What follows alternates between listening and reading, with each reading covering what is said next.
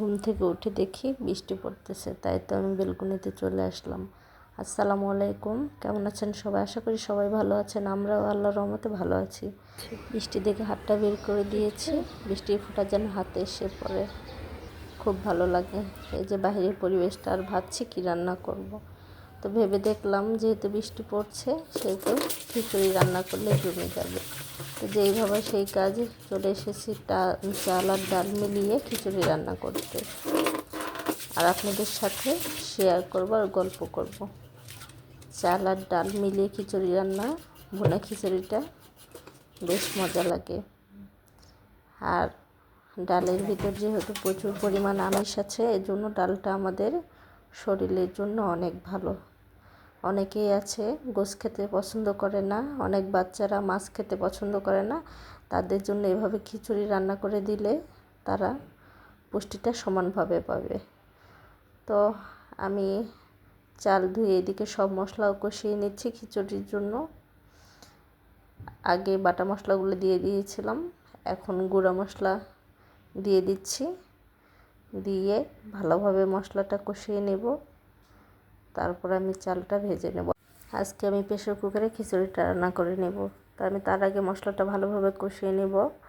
মশলা ভালোভাবে কষা না নিলে মশলাতে গন্ধ থাকে। আমি আবার লবণ দিতে ম্যাক্সিমাম সময় ভুলে যাই, পরে লবণটা দিয়ে দিই।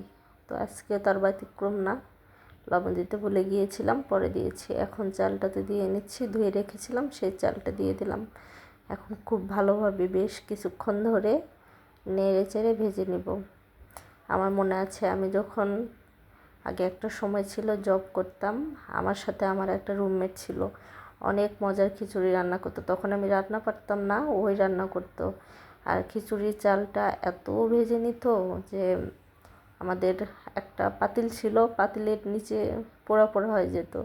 আর খিচুড়ি রান্না করতো ফ্রাইডে আসলে, অফ ডে ছিল, অফ ডেতে রান্না করতো, ভীষণ মজা লাগতো খেতে। তো আজকে তার কথা ভীষণ মনে পড়ে গেল, আর আমার খিচুড়িটা একটু নিচে ধরে যাচ্ছিল, আর আমার মনে পড়ে গেল তার কথা, যে ওই আপুতে এভাবে খিচুড়ি রান্না করতো। ভেজে নেওয়া শেষ, এখন আমি প্রেসার কুকারের ভিতরে ঢেলে দিচ্ছি। প্রেসার কুকারে ঠিকভাবে ভাজা যেত না, তাই আমি দিয়ে দিয়েছি, আর পানিও দিয়ে দিলাম।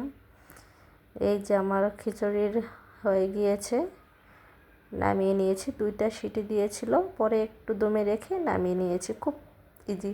এখন আসলাম ডিম ভাজতে। তো ডিম ভেজে নিব। ভাবছি খিচুড়ি কী দিয়ে খাবো, সকালে এত কিছু করার ইচ্ছে ছিল না, আর হচ্ছিলও না, একটু ঘুম থেকে উঠতেও দেরি হয়ে গিয়েছিলো, তাই ডিম ভাজিয়ে নিয়ে আসলাম। এই যে খিচুড়িটা ঢেলে নিয়েছি। আমরা তো 3জন মানুষ, বেশি না, কারণে খুব বেশি রান্না করি নাই। সাথে খিচুড়ি, ডিম ভাজি আর আচার, যে যেটা দিচ্ছে খাবে। তো আজকে ভিডিওটি এ পর্যন্ত, সে পর্যন্ত সবাই ভালো থাকবেন, সুস্থ থাকবেন। আগামীতে নতুন কোনো ভিডিও নিয়ে আসবো। আল্লাহ হাফেজ।